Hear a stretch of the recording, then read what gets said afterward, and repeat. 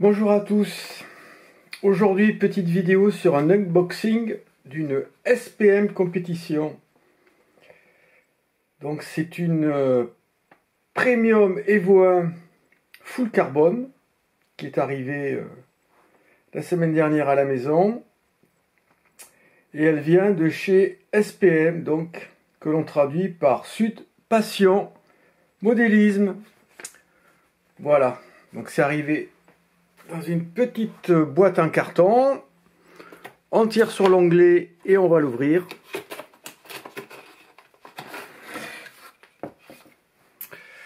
Voilà. Donc au-dessus on trouve une série d'autocollants. Alors noir, rouge, des couleurs on va dire bleu, blanc, rouge. On va trouver une feuille de setup. Ça c'est très important. Parce que c'est un modèle que je n'ai pas l'habitude d'utiliser, puisque en fin de compte, ça sera une classique 1/8e piste à propulsion arrière avec un moteur électrique. Voilà, gros plan sur le setup. Et donc, voici l'ensemble des pièces détachées. Alors, dessus, on trouve apparemment un kit pour attacher les accus. On va trouver, donc là c'est facile à identifier, le pare-choc avant. On va trouver, j'ai l'impression ici, les supports d'accu que l'on va retrouver de chaque côté. Donc ce sera un véhicule propulsé en 4S avec deux sticks 2S de chaque côté. Voilà. On va retrouver donc la partie avant ici et la partie arrière ici. Donc pour la partie avant, on va trouver le deuxième support de pare-choc. Et l'on va trouver ce qu'on appelle les fusées avant. J'ai l'impression ici. Voilà, les fusées avant avec les biellettes de direction.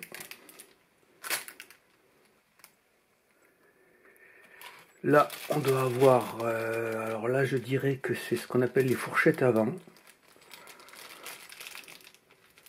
Donc normalement je suis habitué à gérer des triangles complets, donc là on verra au niveau du montage. Donc la partie arrière c'est une propulsion, donc du coup là c'est le diff arrière. Apparemment le diff arrière est arrivé complètement monté avec sa courroie.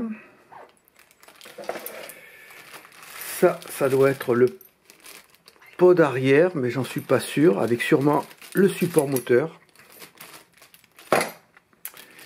Alors donc ici il doit y avoir ce qu'on appelle les supports arrière sur lesquels on va pouvoir greffer l'axe de transmission arrière qui se trouve juste à côté. Voilà, avec vraisemblablement une couronne. Alors, une couronne de 44. Bon, je ferai les calculs, on verra. Et sûrement ce qu'on appelle une poulie centrale de 20. Souvent, c'est assez normalisé, ce genre de pignon. Alors là, c'est la partie, une partie sûrement du pod arrière. Ah non, c'est peut-être la partie arrière qui supporte les triangles. Là on découvre un petit sachet dans lequel on trouve quelque chose que je connais bien, donc des cardans. Ils sont tout petits par rapport à un modèle tout terrain, ça n'a rien à voir, c'est tout petit. Voilà, derrière on retrouvera aussi, apparemment c'est déjà monté, je dirais les fusils arrière qui vont permettre le réglage du pincement et le réglage du carrossage. Donc a priori tout est monté. Et donc pour finir, la pièce maîtresse, voilà le châssis sur lequel est déjà monté le support avant, sur lequel effectivement on a un arbre rigide, hein, puisque c'est une propulsion arrière. Alors après on distingue à peu près ici là la possibilité sûrement de régler la chasse en tournant l'axe. Voilà, il y a un système de graduation. Voilà, donc sur ce modèle, il n'y a pas de suspension. A priori, la suspension va se faire avec le flex du châssis, qui est un châssis carbone de très très belle qualité.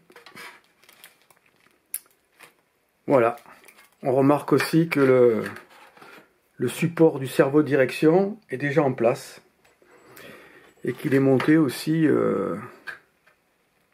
oui, il est flottant a priori.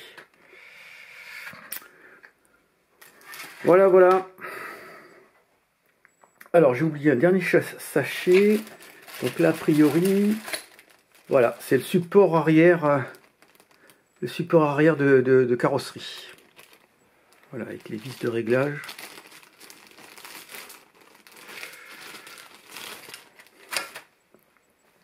Donc prochain rendez-vous, je vous ferai une petite vidéo sur les équipements annexes qu'il faut pour que ce bolide puisse marcher, à savoir servo, récepteur, moteur, pignon et carrosserie. Bon après-midi à tous, rendez-vous à la prochaine vidéo, au revoir.